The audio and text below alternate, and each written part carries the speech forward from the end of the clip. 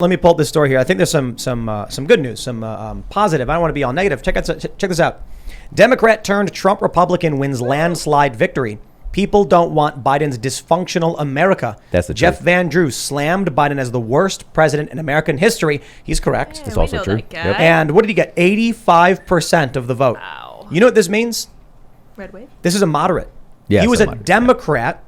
Now he's like, the Democratic Party's nuts. I'm running Republican. And Right. 85% of the vote because people, they don't want political extremes. Yeah. The left wants to paint the right as extremists. No, this Right. proves right here, overwhelmingly, regular people are just saying enough to the crazy.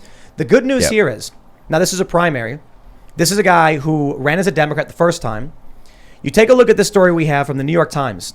A Georgia mystery. How many Democrats voted in the GOP primary? A lot of people are saying Democrats are voting in Republican primaries to sabotage Trump. Well, the New York Times says, actually, these people are swing voters. Right. Swing voters are moving over in large numbers to Yep. the Republican Party. Democrats are quitting and joining Republicans, but you have a large group of swing voters moving over.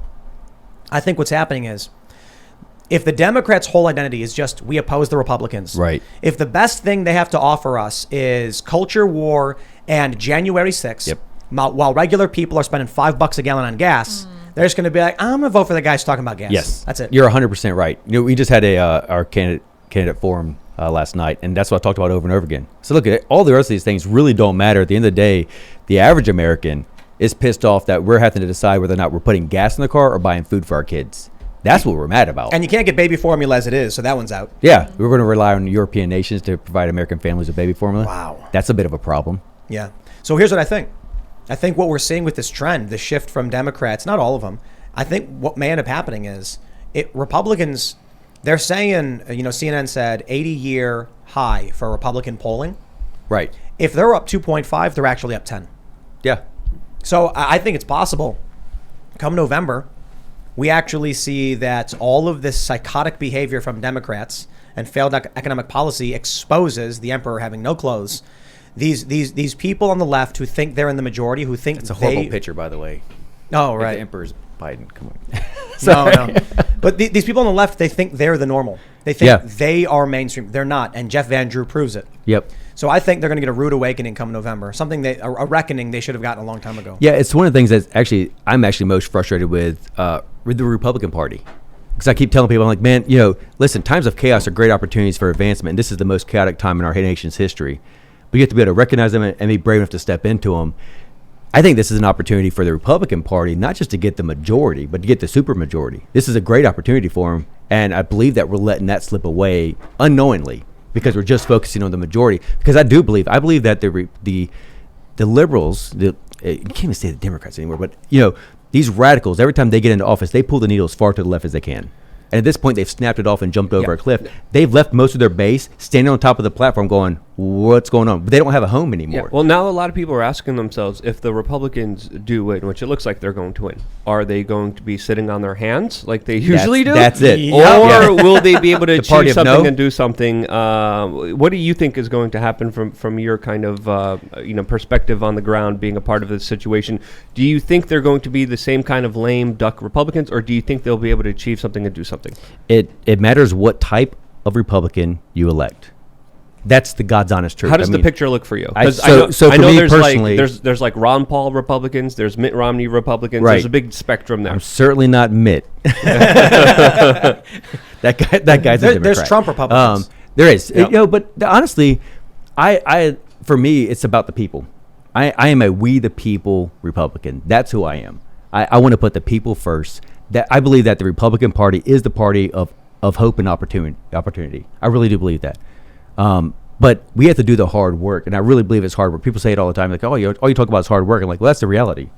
It is hard work, but it's supposed to be hard work. That's the thing that I believe that Americans value. And so I want to represent the people more than anything else, even more than a party, the people of my district, because that's where I'm born and raised. So I care deeply for the people of our district.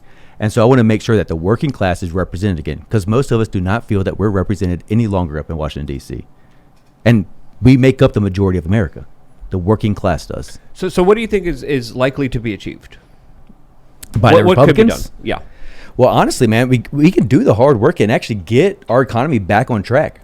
If Biden actually wanted Do you to think play ball. there's reversing the secret Federal Reserve bailouts, the huge debt we're in? That's going to take decades. I mean, yeah. Honestly. I mean, there's no way around that. No, not even decades. It's Financially. it's impossible to pay off the debt. I mean, You we're talking can. about trillions of dollars. No, you can't. But you have to. So look, as a small business owner, I took a loan out for $35,000 to open up my business. They give you 5 years to pay it off. We paid it off in 2 because we had a line item in the budget. So create a budget, put a line item in there, and then you cut the fat everywhere else to be able to pay that off. That's what you have to do. There's a lot of money that comes into the federal government. We can dissolve some departments like the Department of Education, Department of Energy. These departments don't do anything. How about we start doing some hard work? It is hard work to do that. People aren't going to like it. You have to be able to take the hits, and the other side be able to tell you that you're a Nazi, and you look them in the face and you're like, no, I'm not. I'm doing the hard work to put the people first again. The problem with Federal Reserve debt is when we borrow $1 million from the Federal Reserve, the American government takes out a promissory note. We owe them back $1 million plus interest. So we owe them more money than we borrowed, which makes it literally impossible to pay back. At least to pay back the interest. We could pay back the principal, maybe. Right. Do you support defaulting on the debt or at least on the interest to the Federal Reserve? Yeah. It's not a very hard one.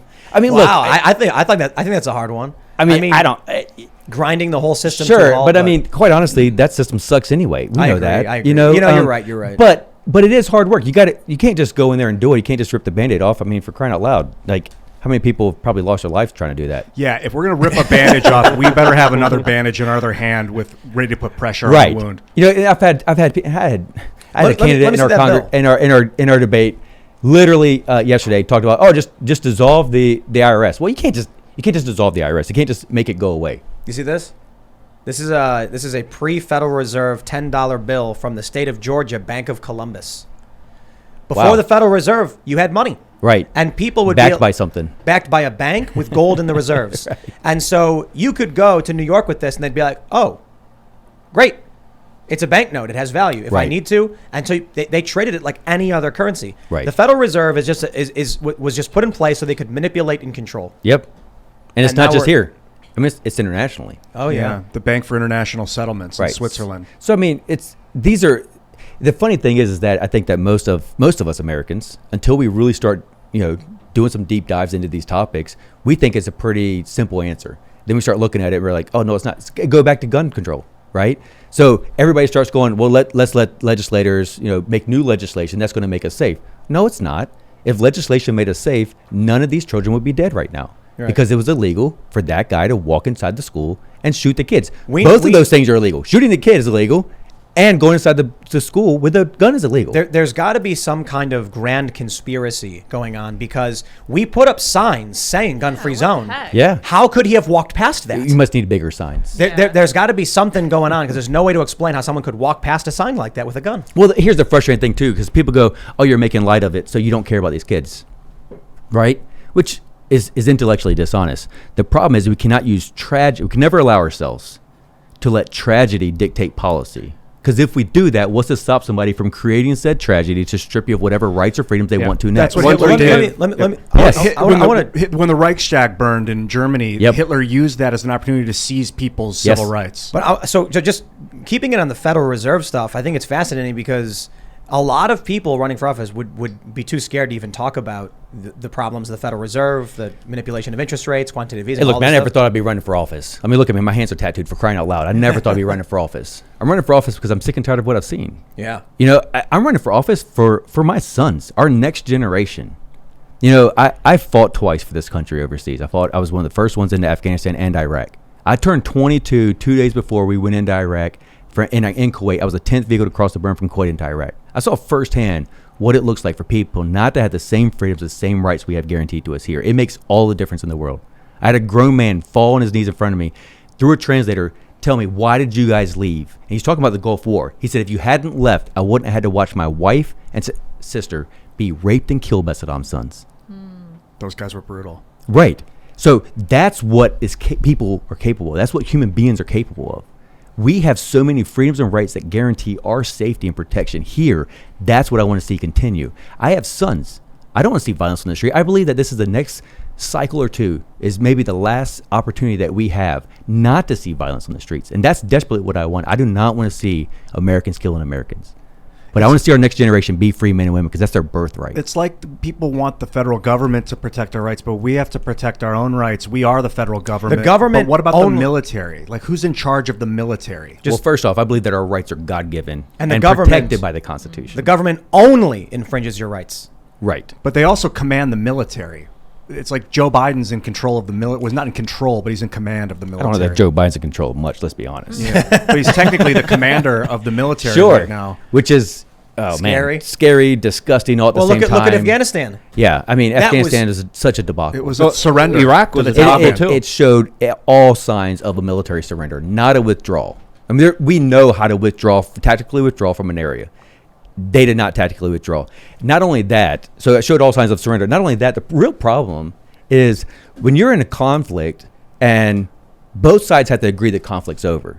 When one side just pretty much says, you know what, we give up, we're going home, and the other side hasn't agreed that the conflict's over, the conflict's not over. And now these terrorists who have chanted death to America for generations, and now we've enriched them with $85 billion of our warfighting equipment. It's going to kill Americans. We have a history of doing this. So in Sure. the Yeah. 80s and the Mujahideen Yep. and the Iraq-Iran Yep. war, there's a long history of especially Yes. covert operations given them, with our tax dollars, all the weaponry that they have, which Yep. is absolutely insane that they've been doing this. I mean, we Wasn't trained the Saddam, we CIA trained Obama, I mean, or Osama. Osama, Was kind the of the same thing. CIA was Obama. involved in cocaine smuggling or something like Yep, that? Iran Was it? Contra, Iran-Contra affair, yeah. specifically. Sandinistas. There's a movie called American Made that actually even implicates Bill Clinton, specifically way. in Arkansas when he was the governor of Arkansas. Yes, lots of crazy story. Tom Cruise played a great movie.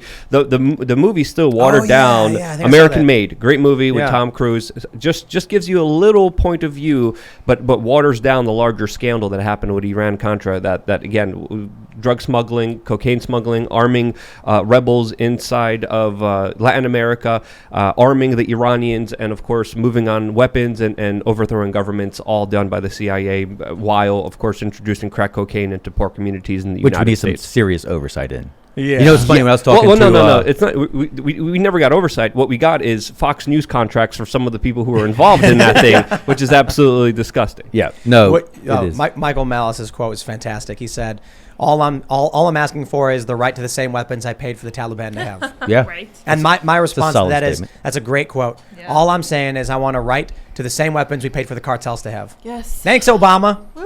Now they're driving through our streets because the border's wide open. That's Yeah, right. it's amazing. There's Obama video gives them of all it. Good stuff. That's crazy. There's video of cartel members with 50 caliber rifles driving through the streets in Texas. Cool. Wow. That's like you need the police to defend you. Well, you don't. You just need defense, and so they were the police. But if the police aren't there, the people have to form militias to defend themselves. And then I'm concerned that the federal government's going to be like, "No, you're a terrorist organization trying to defend yourself. Well, let the cartels roam free." In Mexico, there's entire cities like Cherán with tens of thousands of people that have defended themselves from the cartels. And when you look at some of the most severe cartels, they have connections to, of course, U.S. intelligence agencies that have trained them.